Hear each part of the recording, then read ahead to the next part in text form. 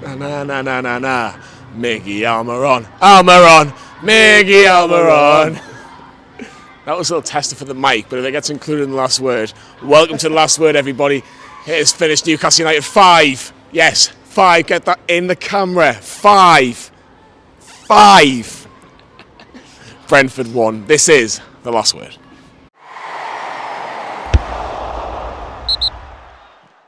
So yes, the last word is sponsored by OneFootball. OneFootball will tell you all the latest in regards to how good Newcastle are. Newcastle actually mint at football, believe it or not. That's how good they are, but OneFootball will tell you all the stats and how good Bruno Guimaraes. You know Bruno Guimaraes, the one that turned down Arsenal? He's doing unreal for Newcastle, by the way. I'm sure me, Michael and Harry will tell you all about that in the last word as well, so make sure you download the OneFootball app. It is in the link in the description below. Harry, unchanged 11. One change on the bench, Alan saint-maximin on the bench, Paul Dummett drops out of the squad. Surprised that Jacob Murphy got the nod over Alan saint-maximin, or do you think it was sensible by Eddie Howe, Harry? I was a little bit surprised, but you know he usually doesn't change a winning team, so surprised and not surprised, 50-50 for me, but I wasn't particularly bothered because Murphy was fairly impressive last week. So yeah, I was slightly surprised, but Alan saint-maximin's always a threat whether he starts or he's on the bench, and so with our performance today, in the end we didn't need him, but it would have been good to see him start. Ivan, the one, and Tony, the former Newcastle man, just come in a shot a little bit, Michael, if you can. Good man. He started for Brentford today. In terms of, I mean, they've got a couple of good players that, you know, Mbeumo, Tony, and like, you know, Janelt and stuff like this. But it's, I don't know, we're class. So you go into each game now and you think we've got at least a 60-75% shot of just breezing this game over, and it's a weird position to be in. So yeah, no, I wasn't particularly worried. You thought Tony would get on the score sheet at some point, but yeah, I was comfortable. I was comfortable in my prediction. I thought there was going to be at least one goal in this game. There was no way Newcastle-Brentford was going to end 0-0. Absolutely no chance. But Harry, in terms of the start, a big moment. Brentford getting a goal disallowed for, I'm assuming it's offside, from VAR in the end. But it took a long time, but it was Longstaff losing the ball in midfield, and 2 passes later from Tony's flick into the path of Brembo, and it was 1-0 Brentford for a little moment. It wasn't in the end, but do you think that was just probably like the kick up the arse that Newcastle actually needed? Yeah, I mean, we definitely started the brighter team. I think we were looking very good going forward until they scored, and Longstaff just sloppy, and then he lost the ball, and then he slips, and it goes through to Mbeumo. I was puzzled at why the referee's checking the offside. I was surprised. Yeah. I was surprised by that as well. Yeah, I'd love to see that back on Match of the Day later, because who knows what went on. That obviously never happened. Very, very rare for that to happen. So yeah, I'd love to know what happened there. But yeah, I think we did need that, because Brentford could have easily come back into that, and if they take that lead, who knows what could happen. But unfortunately for us, they didn't, and we responded.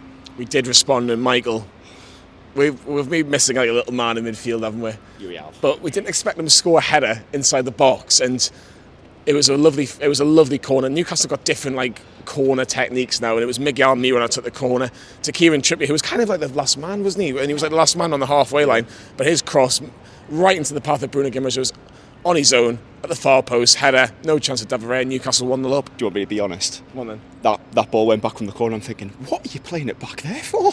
And the ball comes in from Trippier, and I'm thinking, oh, that's why. And he just gets his head on it, and I'm kind of thinking, no, it's going back in the mixer. And suddenly it's in the back of the net. I'm thinking, Christ, we're 1-0 up. What's going on? But that's what we've got in our locker now. There's so many different players we've got, you know, and that's just who we are. And it's just taken on the chin. When Newcastle United, we're class, great, crack on. Let's play the rest of the 90. It's great.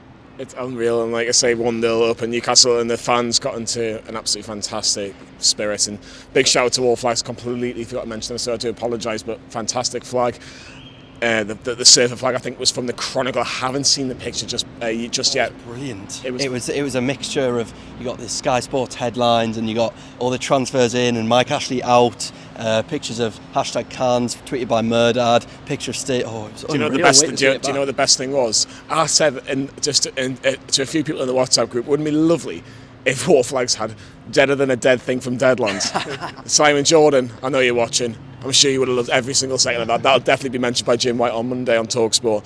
But Harry, Newcastle did double the lead. It was 2-0, and Brentford said, there you go, Callum Wilson, get the ball, play it back to Jacob Murphy. We made it 2-0. Newcastle got very, very lucky in terms of a goal, but it was certainly the breathing space we needed. Yeah, definitely was. We did need that. We wanted that. It's always good to have a 2-goal cushion, especially since we didn't extend on that until the second half. So yeah, and I think Jacob Murphy deserved that from his performance in that first kind of 25 minutes, half an hour. He played really well. He's continuing on from his Fulham performance. I think, yeah, played really well. But it was definitely a gift from David Raya, that shocking goalkeeping. It really is shocking goalkeeping. Newcastle ended up being 2-0 half time. Brentford and Newcastle just threw little punches at each other, but nothing major in terms of from Murphy's goal to half time. But second half started, Michael, and it was, can Newcastle get that third? Can they make sure it was nice and relaxed? Nope, had to give away a penalty. And it was a header that was, it looked like the arm was up in the air. And no one, I know Newcastle defenders are going to say it's not a handball, but nowadays, if your arm's up when a header comes towards goal, it's going to be given. And it's that man, Ivan Toney, he just doesn't miss penalties, does he? Well, firstly, going back to Dan Burn, I said to Lee off camera, I think he was found out slightly today, and that ball or the header coming in there, he was doing a Michael Jordan impression. Do you know the kind of like his arm was up, and it was just like we even saw it from the Gallagher end. We were like, that's a penalty.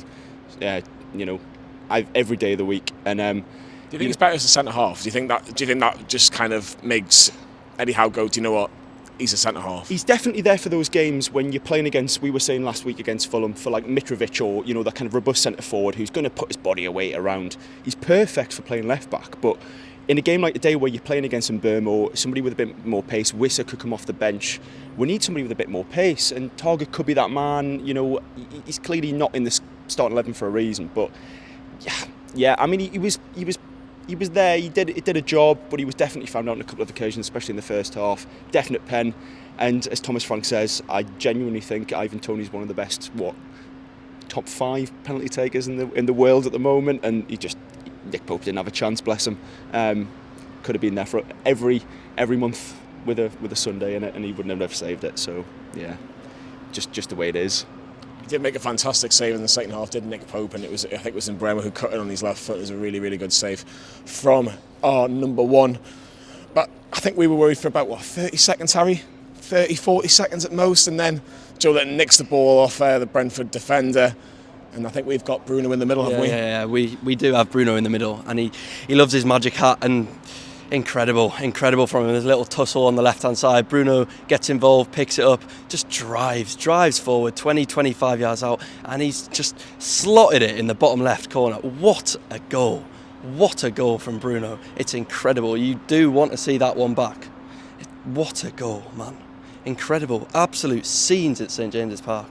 It was so good, mate. I'm going to even let you talk about it. Right? We've been talking all day about we've got Bruno in the middle at certain bars, which I'm sure you'll see on a different vlog. But how good is that man? How good is he? Is he just too good for us right now? But I was saying before as well, like, we've been lauding over him as a footballer for his interplay, the way he takes the ball on in deep, plays it forward, looks for runs and passes and all this kind of thing, and maybe makes a challenge here or there or everywhere. But today it was actually his attacking play, which he was saying the other week that he wants to be more involved in the kind of the final third, and he scored a header. And that goal, I don't know, he didn't really connect. He didn't seem to connect with it all that well, and it just drilled in bottom corner. And yeah, maybe that's him at 60 to 75%, like full capacity of Bruno Guimaraes. But if that's him, then what's he going to be like at 100% Bruno? So keep going. Let's see what he can do. Mate, I'm going to have to ask you to keep going, because Newcastle did make it 4-1. Yes, 4-1. Yeah. And we heard the music beforehand, na. Miggy Almiron decided to go, do you know what? I'm going to capitalise on a Brentford error, take it around the goalkeeper, make it 4-1, and that was certainly game over at that point. I mean, I said in the video last week, looking after the Fulham game, we want to see more consistency from Miggy. And that's not just from, creating chances, that's from him getting on the score sheet. He's now the top scorer. Miggy Almiron, the lad that couldn't hit a barn door if he tries, he's now got 4, and it's like, it's mental. And to his credit, he tried, he put a lot of effort in today, he made some very good runs, very left-footed again, but I can't fault him, I really can't. Yeah, he was unbelievable today. I'll just jump in on that. Miggy for me was incredible today, and remember that shot in the first half where he's cut in off the right, heading top left. To be fair, it's a fantastic save from Raya. Probably the only moment he won't want to forget from today. But incredible effort from Miggy, and if he scores that, it's probably another goal of the season contender. It was incredible. It was incredible. After that goal last week at Craven Cottage, which Lee was there, make sure you give that a watch as well, because he was in the great spirits down in southwest London. But Harry, I'm going to tell you this, right? Newcastle scored 5 at St James's Park, right? Do you want to know another 5? Newcastle are now 5th in the Premier League. 5th in the Premier League table. You still be lying for after when Eddie Howe talks. What you doing to me, Harry? But Joe Linton, his cross deflected in, own goal by Brentford. Newcastle 5, Brentford 1. The cherry on top of the biggest cake I've ever seen in a while. Yeah, to be fair, not much that you can say about that goal. Brentford were just caught out defensively again. The keeper and centre back have had a bit of a communication error. Good from Joe Linton, to be fair. It's a good ball in, and someone's got to be there to get on the end of it. And we've got a bit lucky there, but nothing we didn't deserve. It just seemed like a walk in the park today for us, and getting 5 is just cherry on top of the cake. Brilliant performance. It was a brilliant performance. We've seen a string of substitutes come on for Newcastle. Maxi came back in, Chris Wood, Matt Targett, who else? Elliot Anderson. I'm trying to think of somebody else. Who else came off? Go on, tell me. Come on, Harry, you're good at this. You're good at this stuff. Jacob Murphy, he came off, and who came on? Joe Linton. That's how we know. Yeah. So there we go. If I missed one, let us know as a lovely car passes by. But yeah, it finished at St James's Park. Newcastle 5. Newcastle 5, remember. Newcastle United 5, Brentford 1. Let's hear from Eddie Howe, because I'll tell you what, it's not a bad anniversary we've had so far at Newcastle United. Eddie, will you please just take it away? It is, but it's very difficult because of the scheduling and the games and injuries that we've suffered at stages this season. But we want it to be a consistent theme of our game. For that, you need players that are willing to give everything in the games, and thankfully we did. And nobody encapsulates giving everything more than Miguel Almiron. He's got another goal today. We know in the past he's perhaps the one part of his game where they've said he needs to do more is scoring goals. Can he get a few more this season? Yeah, no, he can. I think when you look at his pre-season was really, really good, and he scored a number of goals. We thought he would carry that into the season, and last week he got 2. Obviously today he's got another one, and it's all about building consistency in his game. But he's performed brilliantly off the ball, and now he's adding goals to it. And who was that? That was Bruno. So that was Bruno just giving me a little wave, and that's why it made me laugh. And we're back, Michael. Yeah. 5-1, 5th in the table. We'll touch about the table in a second, but it's been a fantastic week for Newcastle. It really, really has. You know, a win against Fulham last week, a win against Brentford this week, and the 1-year anniversary. In terms of the 1-year anniversary, when you look at what's happening at West Bromwich Albion, and I do feel sorry for the West Brom fans out there, and you look what's happening at Newcastle right now, it's so good on Tyneside at the minute, isn't it? I said it last weekend, and I'll say it again, Geordie mania. It's what it is. There's just such a good feel, a good feeling around the city, around the club, everything connected with Newcastle United, the city of Newcastle upon Tyne, and we've earned it. We went through 14 years of, let's face it, dog turd. It's been awful. There's been one good season in that 14 years when we finished 5th. The rest of it has just been dire, and we've been, made to be outcast as fans. We've been, knocked to the wayside. Felt to be like, ridiculous in what we're claiming and all this kind of stuff. But we've been proven right time and time again. Not only in the fact that Eddie Howe is the manager that can take us forward, at least in the interim, that Steve Bruce was the one that was dragging us down for the last couple of seasons prior to Howe. But I feel sorry for West Brom. You saw what happened with them midweek in terms of the whole bit with Alex Bruce as well, and I'm just so thankful that we're clear of it. And I can't say anything else. It's just like, look, the sun's shining on Tyneside. We're smiling. Just let's be happy. We're class. It's great.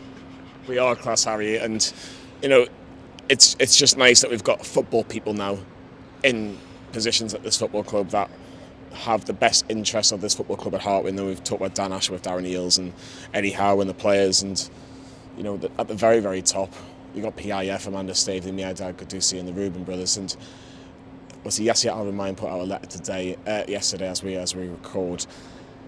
It's just so nice that everybody's on the same page, and look, we're over the moon that Newcastle beating Brentford by 5-1, and let's be honest, they're probably thinking, well, that was good, but can we get to the very, very top? And hopefully, with years to come, Newcastle can potentially do that. Yeah, it is really lovely to hear, really lovely to see.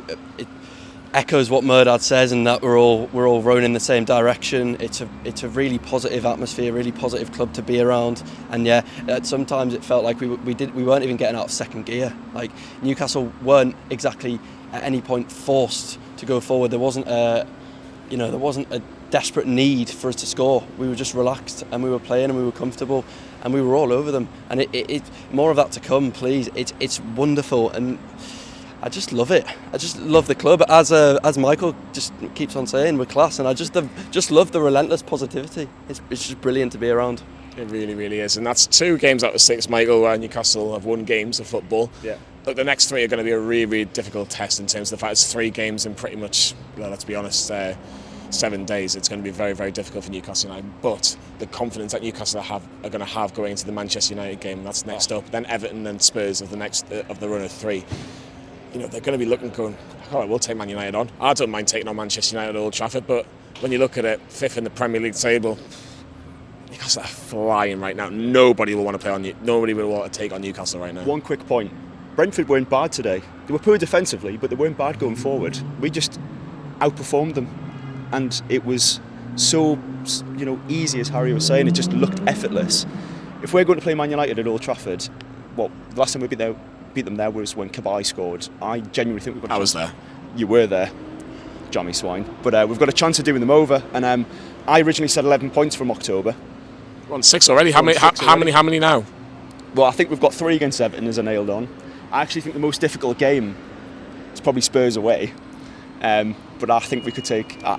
why can't we go to Old Trafford and nick 3? Why can't we? If we get a point, it's plain sailing, it's 50-50, but why can't we go to Old Trafford and get 3 points? Why can't we? Why can't we go to Old Trafford and get 3 points, Harry? Well, I mean, to be fair, they are still a capable team. They've got very good players, but there's nothing ruling it out. We are also a very good team with very capable players. So I guess we'll see. My prediction will be reserved for close to the time, so keep an eye on the channel for that. But there's every chance we could. We're flying at the moment. We are absolutely flying. Can you believe it? Newcastle win by 5 goals to 1. For all those amazing Newcastle United fans, tell us the last time Newcastle won 5-1 at St James's Park. These 2 won't spoil it because they don't have a fucking clue when that happened, because it was that long ago. I have a sort of an idea, but I'm not 100% sure. But yeah, it's been absolutely brilliant. Make sure you watch the watch along. Steve's been on there all day, so well done to him. We had the match reaction from Lee and Harry, and Scoring the Place has been with us as well, so you've been very, very lucky today. It's Manchester United next. We've got so many videos. We've got an interview with Christian Atsu on the Green and Mullen Show this week as well. We've also got some exclusive content with Newcastle United women's team as well, so there's certainly a lot of stuff to look forward to. If you love Newcastle United, Newcastle Fans TV is certainly the channel to watch. So from myself, from Michael Austin and from Harry, we'll see you all very soon.